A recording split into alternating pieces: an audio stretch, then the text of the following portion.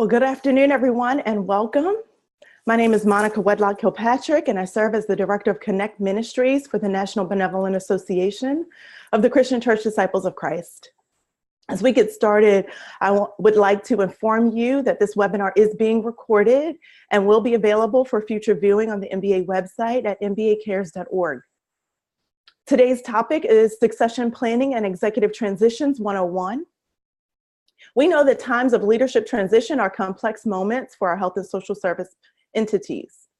It's essential that the board, who's tasked with the responsibility of recruiting, supporting, and managing the chief executive and assuring the organization's success, and with the support of executive leadership, have an effective plan for leadership succession and executive transition. We know that a well-defined plan and careful implementation are the first steps to a successful executive search and transition. And so this webinar will discuss the purpose and process for developing a successful plan for health and social service nonprofits and some tips for a successful executive transition from the search process to onboarding. This webinar can be used as a tool for your organization, whether you are beginning or in the process of leadership planning and transitions, or looking to design a well-defined strategic plan for the future. We've set aside time for Q&A at the end of the presentation. So throughout the webinar, if you have questions that emerge, we welcome you to use the Q&A feature by clicking on the icon at the bottom of your screen to submit any questions you would like answered during that time. To request technical assistance, you may also use the Q&A feature. If you are participating by phone, you may email me at mkilpatrick@nbacares.org. Again, the reminder is that this webinar is being recorded and will be made available for future use. Today, I'm delighted to co-lead this presentation with Mark Palmer. Mark has been the CEO of Woodhaven in Columbia, Missouri for over 20 years.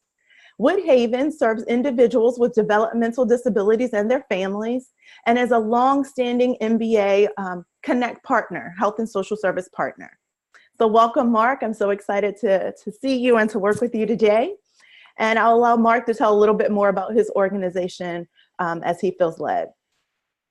Again, as I mentioned, I serve as the Director of Connect Ministries. And so in that role, my job is to connect, resource, and amplify the voices of our disciples related health and social services across the life of the church. I am here to serve you. So thank you for joining us today.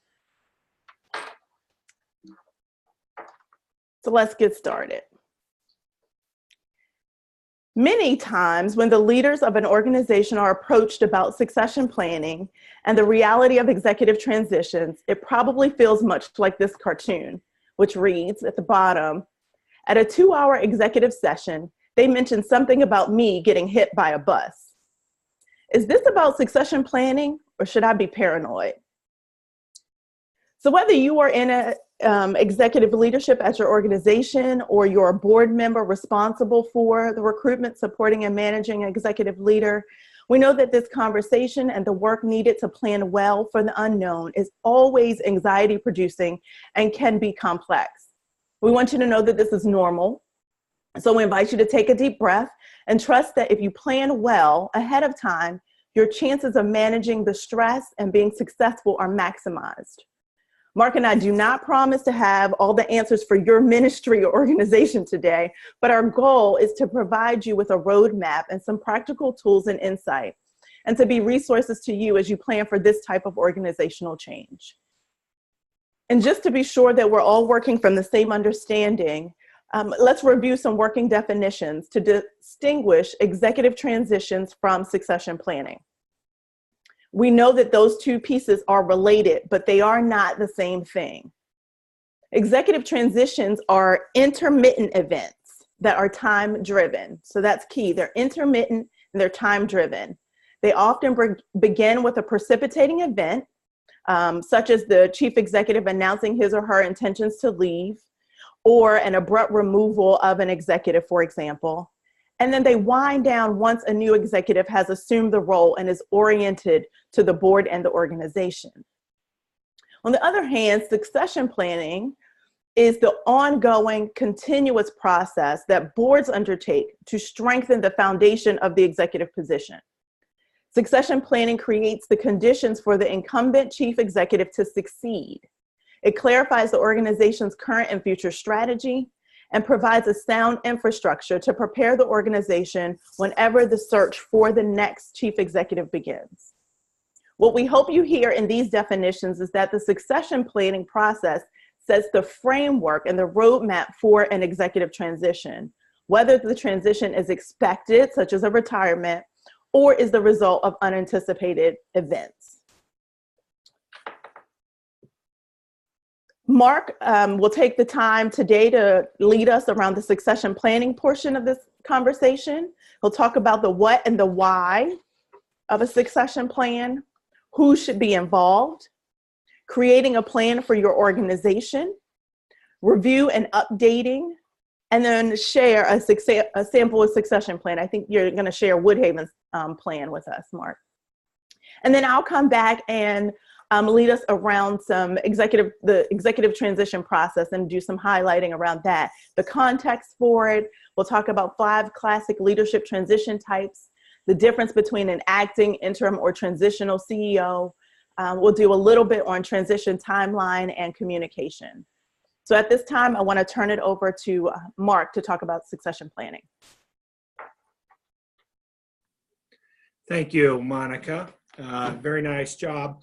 As Monica had said, my name is Mark Palmer, and I have had the pleasure to serve as the CEO at Woodhaven in Columbia, Missouri for a little bit over 20 years now.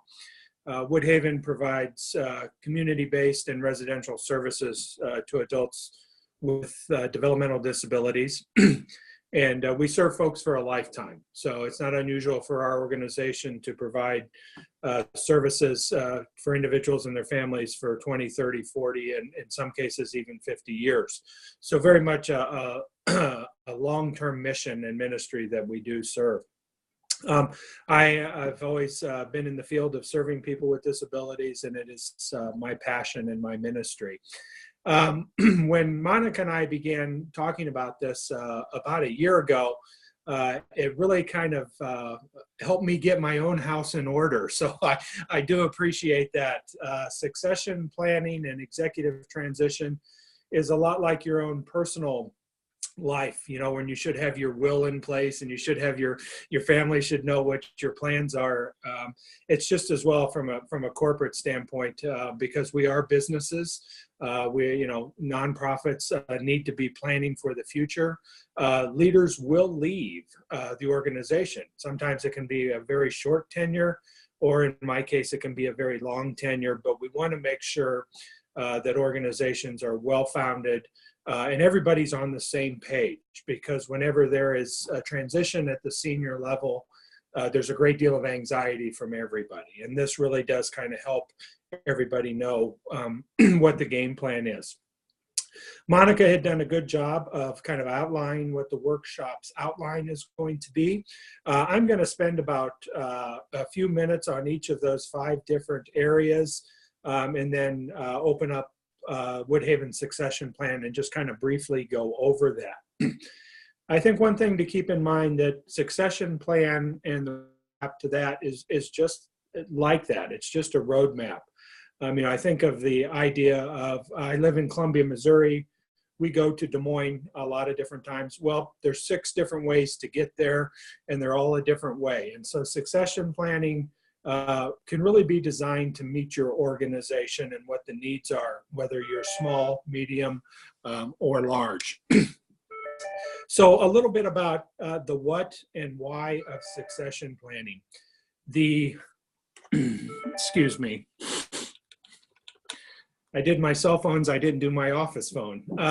The one thing I think that's important is, what is a succession plan? And a succession plan is a tool that an organization uses that provides a understanding of what will happen in the case of something happening to the leader of the organization, that lays out a roadmap or a direction that everyone is agreeable to, as far as in regards to the staff as well as the board of directors. It's something that is a breathing, living document that needs to be addressed and changed and reviewed on a regular basis.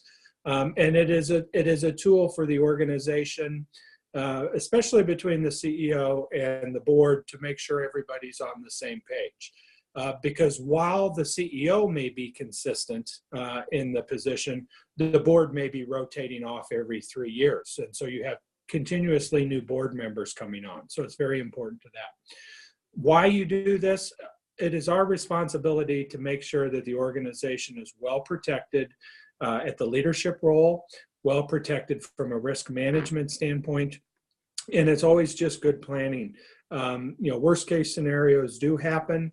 If you've planned and you've thought about it, the organization can have a plan in place to deal with a situation where a leader of an organization may have to leave unexpectedly, may pass away unexpectedly, or become ill, but also is thoughtful if someone does retire. So it's really designed to deal with a lot of different variables in that. Who should be involved?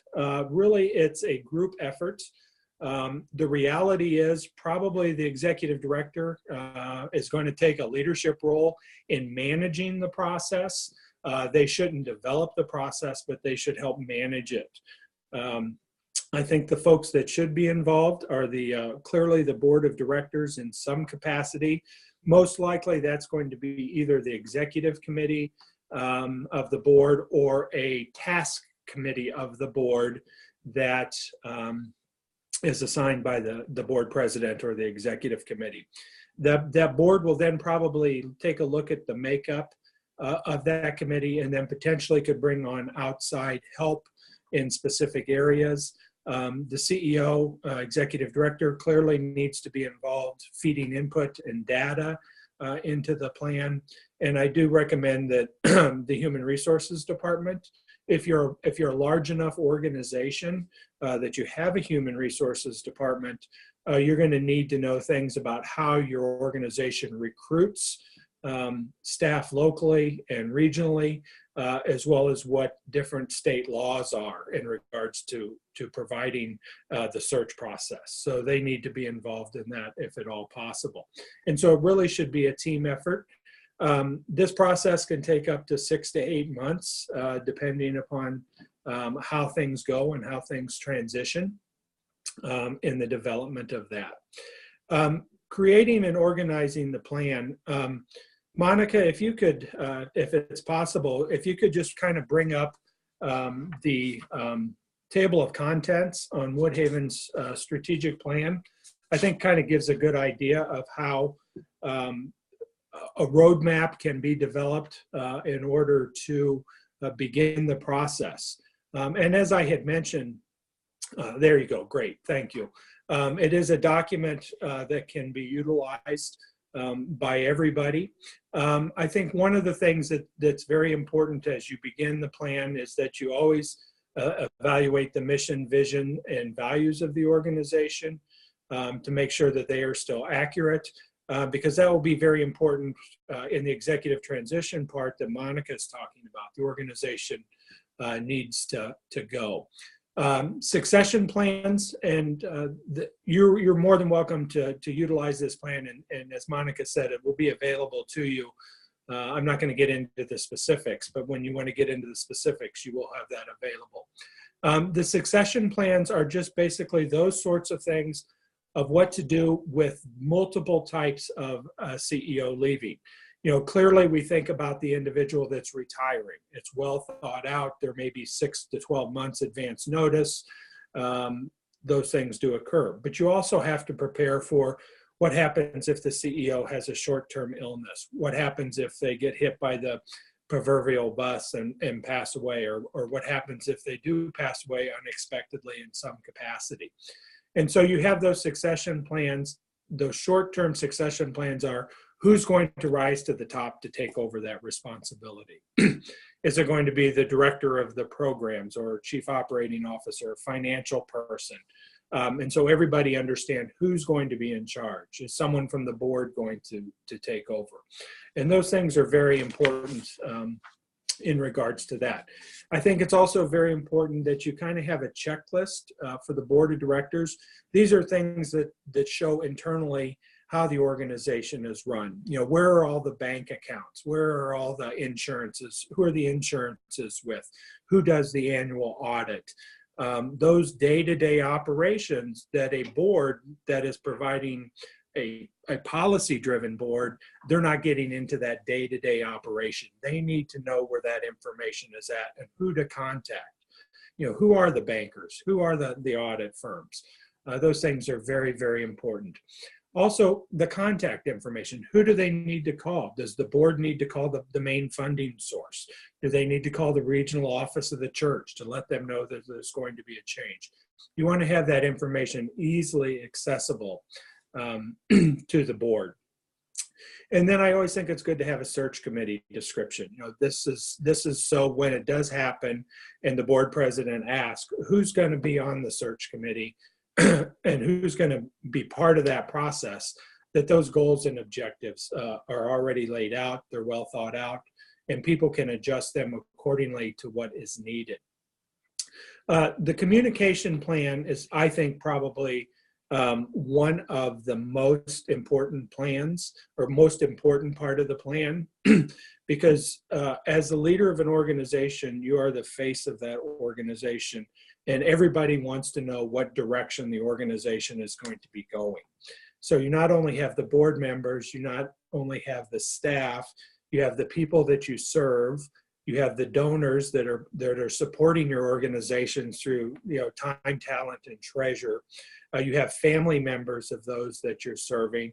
You have your funding sources that are actually paying for your services. You may have property that you're renting. So you have a lot of these connections and these folks that are stakeholders in your organization that you need to communicate with them in a consistent manner, and it keeps staff from communicating wrong information to these sorts of stakeholders. So I think that's very, very important. And I also think that there needs to be some kind of board staff retreat questions and ideas and almost a mini retreat. And that really helps move into the executive transition plan so that the board and the staff are on the same page of what the skill set should be for the next leader of the organization, whether it's internal or external. So that's just kind of a brief overview of what certain plans do have. As mentioned, this is kind of a 101 class, and so we're just kind of going to be reaching the highlights today. But just that's kind of a review and an update. I think one thing, there are multiple sample plans out there. You know, you can go through Board Source, the Center for Nonprofit Management. You basically can Google succession planning, and you can find those templates out there. And I think the best advice I can give you is that you really need to design it for the scope and size and the mission of your organization. You know, there's not a one size fits all. I think it's important that you can kind of copy and steal from other plans and other organizations to develop a plan that fits your organization. I do think it's important that the plan is reviewed annually. I think it's important that you review it with the new board president that comes on at the beginning of the board term year, whenever that is. Most of the time that's usually around a quarter of either, you know, January, April, July, or October. So that new board president knows where this is at, what the expectation is, because that's the individual that's going to provide a key role if there is a transition in regards to that. So that's kind of my 20-minute snapshot that we agreed to here this morning. And so I'm going to turn it over to Monica so she can begin her process. Excellent. Thank you so much, Mark. Just as we mentioned, this is just that, a roadmap of how you begin this process. I thank Mark for also mentioning Board Source. You're going to hear me mention it later. It's It is a resource that we share and we use here at MBA. And so we invite you to access that resource as you are able. There are plenty of free documents out there to be used through BoardSource, as well as if you need something more enhanced, if you see there's a member resource out there that you don't have access to, please reach out to us. MBA has a membership with BoardSource, and we'd be happy to look those things up for you. All right. Mark, can you tell me what you see on your screen here? Do you see? Go ahead. I still see my table of contents and the Woodhaven mission statement, vision statement. All right. All right. So if you all just bear with me 1 second and let me get the PowerPoint back up really quickly. There we are. So you should see executive transitions on your screen. And similar to the what and why of succession planning, there's always a context for an executive transition, right? Mark already mentioned some of these. The most common reasons for an organization or ministry that you will face a transition will include a retirement, resignation by the leader, a firing. Unfortunately, those do happen.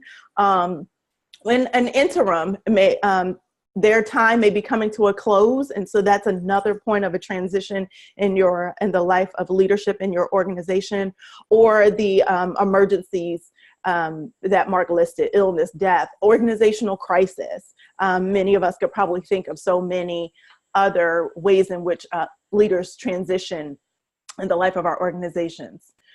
Your succession plan, again, should take into consideration how the organization plans for a variety of these situations. There's no way that you can name all of them, but you can certainly, I think what many organizations have is kind of a standard long-term expected plan, and then something in the case of an emergency that might help guide the board in the direction that you all want to go. What we want you to think about executive transitions as more than the search process. More than the search process. The search process is one piece of that, but think of the transition as a continuum that begins with the departure or the anticipated departure. So in the case of a retirement, someone announces they're going to retire. Right now, they might announce it and say in December 2019, right? So the process begins at the point of that leader announcing their departure. You begin the process of planning and thinking through all of the pieces through this transition.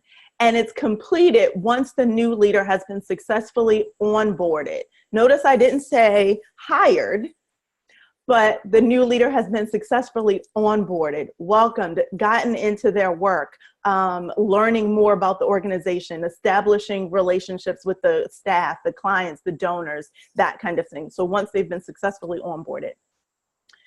The board, the search, or sometimes what some folks call a transition committee or team, and any others involved or affected by such a leadership change should be prepared to stick through the entire process as much as you can, to go through that whole process all the way to onboarding. And for some, again, this may take just a few months, and for others, it may take years. And I'll show you a timeline and a little ways down that kind of gives you an idea of how long this process could take. So it takes stamina to go through an executive transition in your organization. BoardSource calls this continuum the Executive Transition Management, or EMT. And they say there are 3 phases. I would say 4 if we start with the departure as a phase. And then they talk about preparing, pivoting, and thriving. Preparing, pivoting, and thriving. In the preparation stage, the board is tasked with ensuring that the organization is ready to hire a new executive and is prepared to start the search. It's those beginning conversations, not jumping into the search or what kind of leader, but doing a little bit of background investigation, if you will. One of those things is to review that succession plan. Go pull it out. Get more familiar with it. Think about all of the pieces that Mark said of who needs to know what and when, who needs to be involved, what's your communication plan going to be around that. Go and review that. And the hope is that if your organization already has one currently, that you are doing those periodic reviews and updates. If you do not have one currently, that you're beginning to start the process of thinking through that. And after this webinar, perhaps you'll have some resources to be able to start that process. It's critical, we believe, to the legacy of your organization, the ongoing work and stability of your organization. Another thing you may want to consider, MBA, we normally suggest this during this preparation stage, is some kind of organizational analysis. Think of SWOT, right? Strengths, weaknesses, opportunities, and threats. Maybe you've done that recently. You can go back to those notes with your board and look at that again and see who you are now or where you are now. Or maybe you need to take some time out to think about that, because this transition is going to unearth perhaps some other things or create some new opportunities. I want you to think about transitions as new opportunities and not in sometimes the negative that we can go to. This could be a time for a hopeful transition for where the organization might go next. You want to think about current staffing. What's the current staffing reality? What's their capacity? Is there a talent pool within your organization already? You want to be looking at that and having some dialogue. Are your staff already overworked? And this is a time that you could be, you might want to think about reshaping and reframing some of those positions in that process. Review your strategic plans and goals to assess the direction of your organization and to begin thinking about what type of leader might be needed to take on the strategic plan, especially if you've just done some strategic planning. It's a new vision. What type of leader do you need to bring in to continue that work? Or are there changes that need to now be made to that strategic plan because that strategic plan may have depended on the leader that was there? Think about that in the sense of an emergency plan. Someone has an illness that's long-term, they won't be coming back. You just did your strategic plan that leaned heavily into their visioning, and now they're not going to be there. What kind of leader will you need to take that on? Or are there some changes that need to be made, maybe temporarily, to help stabilize and move you through the transition? Lastly, I would encourage you in the preparation stage to think about surveying or hosting conversations with partners, with clients, with donors, others that are connected to your organization. Those folks have lots of insight based on their relationship with your organization that might be helpful as you're moving forward. I would be remiss if I did not talk a little bit about the impact of a departing founding or long-term, long-tenured executive. We'll talk a little bit more about that in a few moments, but be aware that the conversations need to be had in the preparation stage about how to best approach this kind of transition. These are unique transitions. There are a lot of relationships that have been born, been created, been deepened. A lot of the work that's been deepened because of that founding or long-term executive. And so that's a very real thing. I want to name that in this space, that founder syndrome, as they call it, or long tenured executive syndrome, is a real thing. And then you want to identify or name the search committee or transition committee and some guidelines for how that committee will govern itself. So Mark talked about a description there in your succession plan of what's the makeup of that committee, but you also want to think about how they will govern themselves. Who will chair? What will the committee makeup be? What types of diversity should be included in the makeup? Thinking about what your staff, your clientele might look like. We invite you to consider perhaps the Christian Church Disciples of Christ has an executive search model as one resource that you might use or at least peruse through and get some ideas from. It's certainly not the only resource available, and it certainly may require some massaging to fit the needs of your health and social service organization. I think it has a bit of a tenor around congregation, so you'll need some massaging. But it is a good framework, especially if you're new to this work. So use those resources that are out there. And then how will your committee communicate out its work? You'll hear us say over and over and over again, part of the most important part of these processes is the communication plan. How do you share this information out to all of the constituents internally and externally, so that everyone feels hopeful and a part of the process as needed, but also maintains their confidence and morale is high in the ongoing work of the ministry, of the organization. When Board Source talks about pivoting, they're talking about the opportunity now of the search and hire process, right? Conducting the actual search and hire process as one part of that. And then two, preparing the organization to work with the new leader. I want to stress both of those. It is a search and hire process, but it's also preparing the organization to receive that new leader. So that's that pivot. That's when you're turning that corner on the new leadership. Both the hiring process and the organization's readiness to welcome the new leader has an impact, I think, on the new executive's performance. So you want to be thinking about how the organization is also being prepared to be ready for that new leader you might be calling. And then finally, they talk about Thrive. This is where you design and implement an effective orientation and launch for the new executive. Think of this phase as setting the tone for the working relationship of the board and the new executive for the journey ahead. Consider creating an evaluation timeline together as board and executive with regular feedback throughout those first 9 months to a year. So not just your regular board meetings, but maybe some additional points of contact with the executive and the executive with the board in this onboarding process, so that you can get good feedback with one another about how things are going, what needs to change, what's working great, all of those pieces to make it successful. You've thought about those pieces. You want to think about what kind of what type of leadership transition is your organization in. This is not about the leader that you're calling to bring yet. This is really about where the organization is that will help you think about what kind of leader you need to bring on. One of the very first questions the board might consider is what type of transition the organization is facing. Some of the challenges and needs and hopes of the organization's future should come out in the preparation stage we just discussed. And so that analysis should help the board identify the type of leadership transition the organization is facing. Let me talk about 5 classic ones. Again, this comes from Board Source. And I just thought they were really great ones to help us identify. You may fall into one of these categories. You may fall between one of these categories. But it's a good way to think about where the organization is. The first is sustained success. This is where we all want to be. It's the organization that's well led and that's performing well.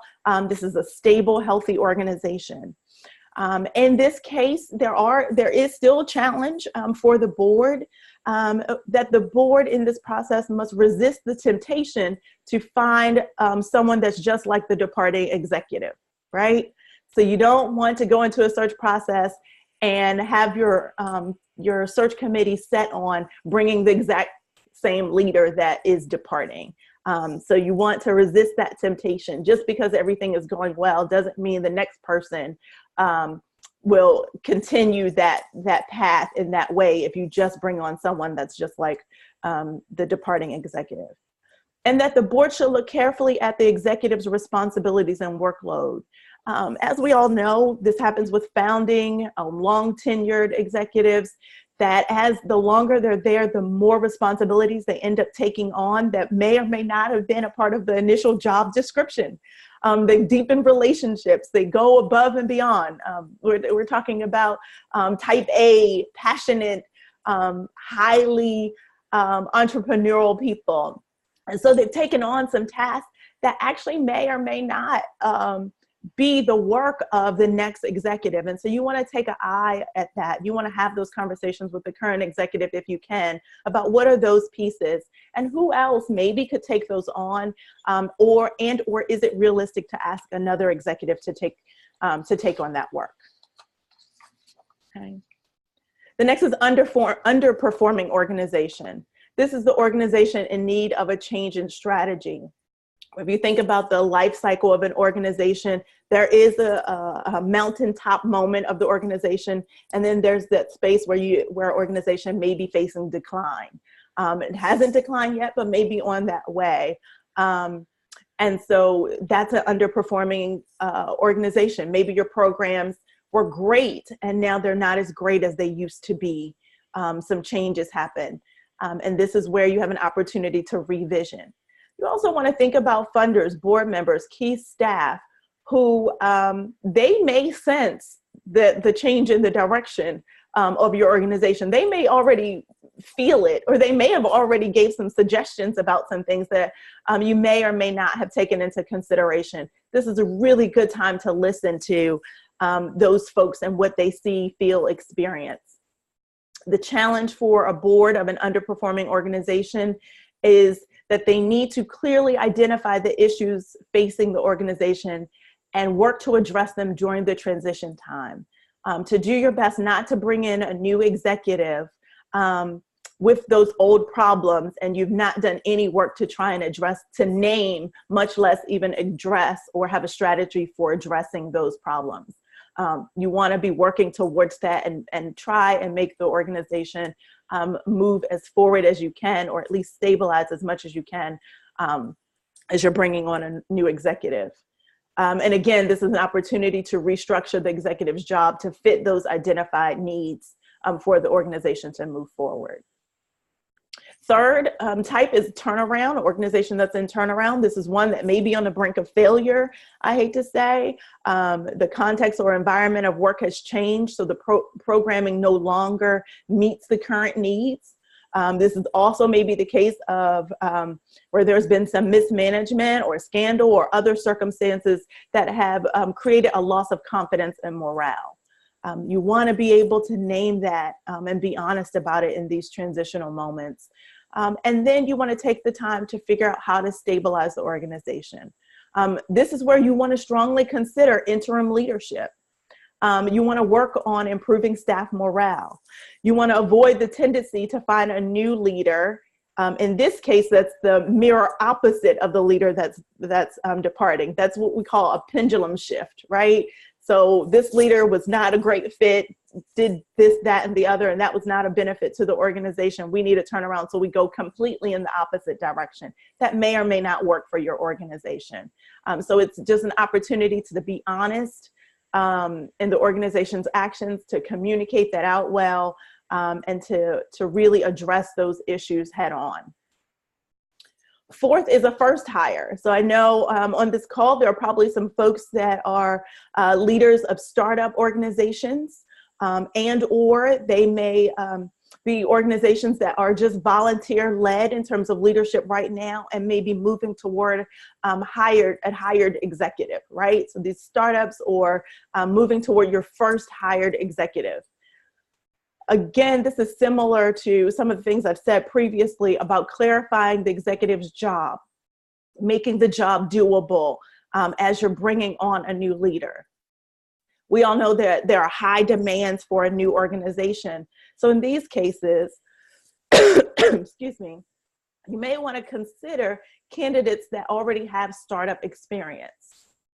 You may want to consider candidates that already have startup experience, or contract with a seasoned executive to at least help you get off the ground before hiring that permanent leader, right? Someone who can help you shift from that startup or from that volunteer leadership into infrastructure of a hired executive, and someone who understands those challenges. And then last and finally, in terms of leadership transition types, the hard to follow executive. This is where I'm going to pick up on that founding leader, that highly entrepreneurial or long tenured leader. When we think about long tenured or long-term leader, think 7 years or more in your organization, and that person is departing.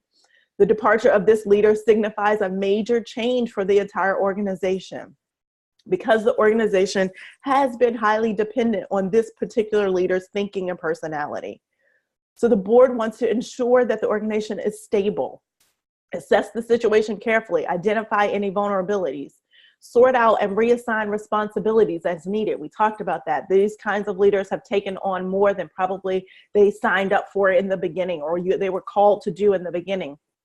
So assess what those responsibilities are, see if there are ways to share those responsibilities out to other trained and capable staff.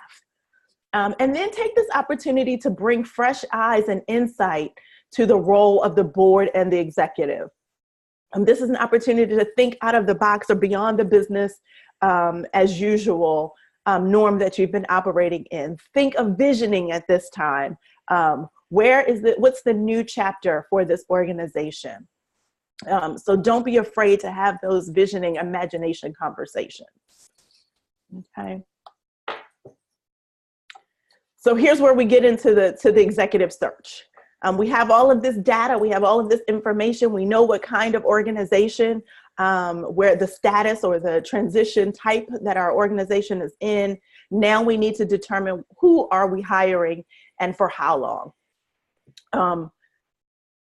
So in this section, you want to decide, are you identifying a temporary or permanent leader at this particular phase? The organization may be well suited for immediately hiring a permanent executive in some cases.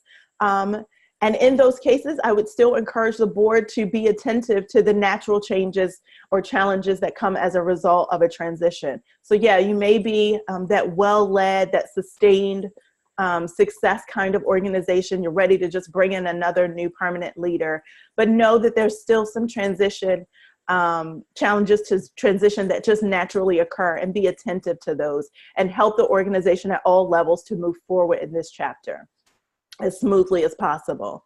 But for those, and I would say probably a lot of those who decide to go with a temporary executive, that's someone you need to come in and address some issues, to stabilize the organization, to provide a healthy break perhaps from the long-term leader, or for any other reason. There are a couple of different options you might have for what kind of leader you want to bring in and for how long. So let's start with the acting CEO. This is what we call bridge leadership. They're just trying to get us from the river the shore of point A to the shore of point B, right? And so that may be the time frame around that is maybe about 4 to 6 months. This person is responsible for just handling the day-to-day affairs of the organization. And so you may want to consider what internal candidates, such as other senior management level personnel, could be considered for the to be the acting CEO. This may, in some cases, also be someone you might want to consider for a permanent position. So you want to be thinking about that. But in terms of an acting CEO, 4 to 6 months, someone that is familiar with the organization and can just run the organization from day to day while you're moving through the other pieces of the transition. And then there's the interim CEO. We use interim a lot, particularly in the church world, in terms of language of how we bring in pastors in churches. And so that also happens in organizations and businesses. Again, this is a bridge leader, 4 to 6 months, typically, ordinarily, not necessarily.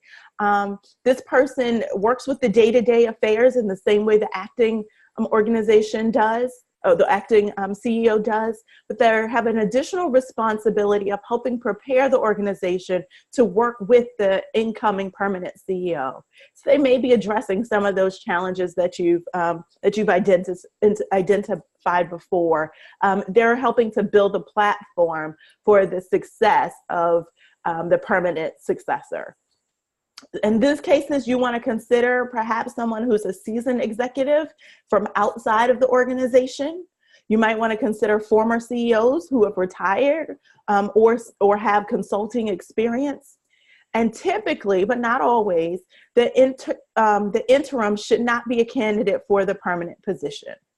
Typically, not always, but typically, this is someone who can, in there, think of if you're an underperforming organization, you've identified some needs there. This is someone who can come in and address those needs that doesn't have a buy-in into the long term, whether they're going to get the job in the long term, right? They can go in and do do that kind of work. And then this is kind of newer language, transition CEO, or you may think of it as the longer term interim CEO, whichever language works for you. The idea here is that this is someone with extended service. They may be there from 12 to 24 months. Their role, their job is to turn around the organization that's experiencing some serious problems, or to realign an underperforming organization. In these cases, you want to consider executives from the inside or outside of the organization who's appointed for an extended period of time. The transition CEO should not, though, be a candidate for the permanent position. They should not be a candidate for the permanent position. So they're there for that extended period, and that's it. And again, like the interim CEO we talked about before, they're able to address some of those issues and really get the organization to a stable place to welcome a new permanent CEO. I'm going to touch on two more things just quickly. The next is, real quick, executive transition timeline. I talked a little bit about this, the departure defining, the succession plan stage where you're reviewing all of that stuff. You're preparing your the pivot stage, and then thriving. But I'm going to bring up real quick this document here to talk, just to show you a little bit of the timeline. If you look in this dark blue section here where it says leader development planning, you see it starts with 1 to 3 years. You see it says 4 to 6 months perhaps in the preparing and pivot stage. And then the thrive stage is that one budget cycle. Here's where I talk about that continuum, that this is not a short process, but from the time of the announcement of that departure through the onboarding, this could take some time to do and to do well. So plan accordingly. It does not have to take 3 years as it mentions here, but what you want to be mindful of is you need to give yourself, give your team, give your search committee, give the organization a good timeline to do well, to do your best work in this transition period. Okay.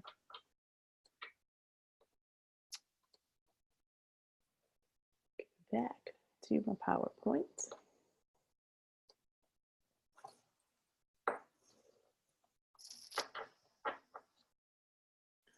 Oh, we just talked a little bit. Oh, no, this is our communication plan. So I'm going to close with this piece, just as Mark did, the communication plan. So just as important as assessing the needs is calling together the search committee, determining the right leadership, determining the right type of leadership that you need, is communicating internally and externally what's happening. So I invite you to consider consulting internal or external marketing professionals that are at your disposal, who might help you strategize around a communications plan. For most of us, a communication strategy naturally comes to mind in the case of a crisis or an abrupt departure, because we want to get ahead of the noise out there around the organization, and that's important. But it's also in the case of a planned executive transition that you want to sit down and outline how you're going to talk about the transition internally and externally, making sure that everyone is on the same page. It's just absolutely critical to the success of this process. Consider who needs to know what and when you're shaping your communications plan, so that you produce the best outcome for your organization. Think about pre-departure announcement planning. Who needs to know in the early end when you're first told? Departure announcement, when the person is actually leaving or about to leave or has just left. The progress of the progress communications. You have your search committee, your transition team working. We talked earlier about that group naming how they are going to communicate their work out. And then you want to think about how does the organization communicate that work out.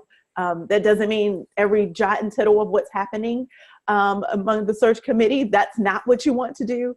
But those high moments, those kind of mountaintop pieces that keep your constituents, your clients, your donors involved, that keep them positive, keep your team positive about the outcome of this transition time. And then, of course, when the new executive comes on, whether that's an acting, interim, or transitional leader, and then again, when the permanent leader comes on, you want to make some kind of formal announcement, introduction of that person and the gifts that they bring to the organization. I want to invite you all as Disciples Health and Social Service Ministries related to the MBA to know that MBA is providing such executive support services for our health and social service ministries. We have created some one-sheet information sheets out there for you. If you are going through this process, about to enter this process, need some consulting, some support around this process, and other administrative or operational support needs you may have, please, we invite you, we want you to reach out to us, reach out to me, and see how MBA can support you. This is our work to our health and social service ministries. We have folks like Mark, these seasoned executives who are ready and prepared to provide some consulting and other kinds of coaching to our partners based on their gifts and experiences. Speaking of those one sheets, I know you can't read this, but this is kind of what they look like, and give you some outlines, some details of the kind of services that we're able to provide to our partners. And so please reach out to us, whatever your need might be. That's the end of my spiel, Mark. I don't see any questions right now in the Q&A portion. Mark, do you have any final comments, or maybe anything that I missed or sparked for you before we kind of close out? No, I think you did a great job, Monica. I think if anyone needs any help, whether it's small or large, I think don't hesitate to reach out to Monica or myself, and I think we could put you in connection or get information to you pretty rapidly to help you out.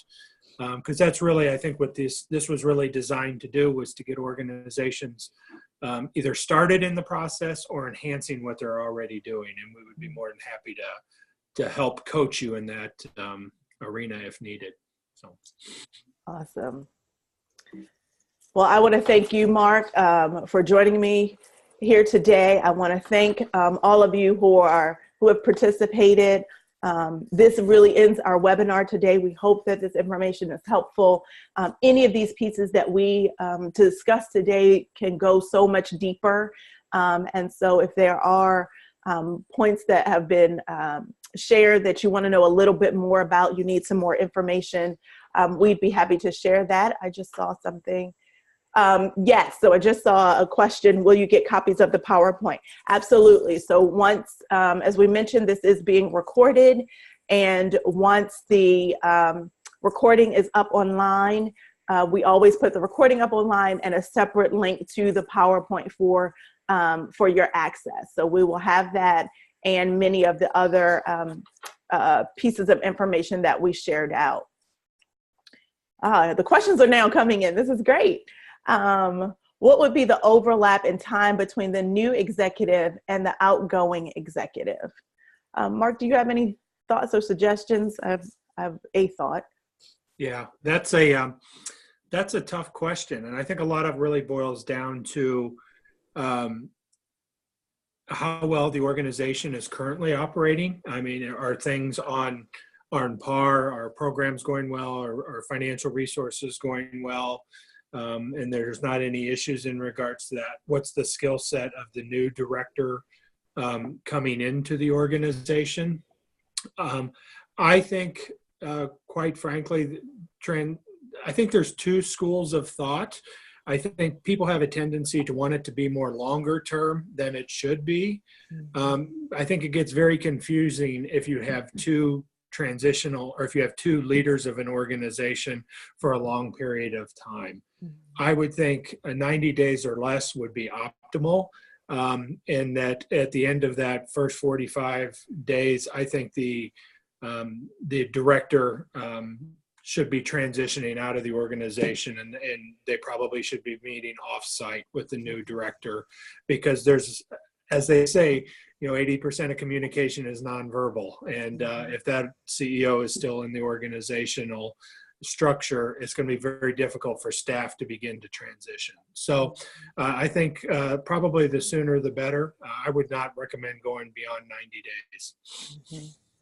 Mm-hmm. That's exactly the same thing I would have said. I would say ditto. No, part of it is doing, again, that preparation portion, knowing your staff, knowing your constituents, knowing that relationship.